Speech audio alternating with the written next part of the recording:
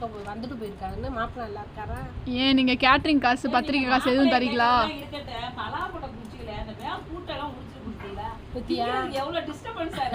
அவிச்சு கொடுத்ததும் இல்லாம அதை உரிச்சு கொடுக்கவா? அவங்க இடக்காங்க லூசு பயிலுங்க. இல்ல நீங்க கேட்டரிங் காசு கொடுக்க போறீங்களா, பத்திரிக்கை காசு கொடுக்க போறீங்களா? அப்புறம் எதுக்கு என் கல்யாணத்துக்கு நீங்க எல்லாம் கேக்குறீங்க? யார பார்த்தாலும் இதே கேள்வியாவே இருக்கு. கல்யாணம் எப்ப கல்யாணம் பண்ணிட்டு எது கேட்க போறாங்க?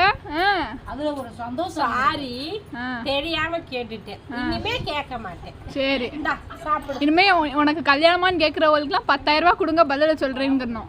சரி சரி இனிமே உன்னை கேட்கவே மாட்டேன். ஆமா அப்ப எப்பதான் கல்யாணம் பண்ணிக்கிடுவா? இப்பதானே கேட்டேன், கேட்க மாட்டேன். சரி நான் இனிமே கேட்கல விடு. உன்னைய மாதிரி வாய் வேச தெரியாமதே நாங்க காலத்துல கல்யாணம் பண்ணி கஷ்டப்பட்டுக்கிட்டு இருக்கோம். 20 வயசு.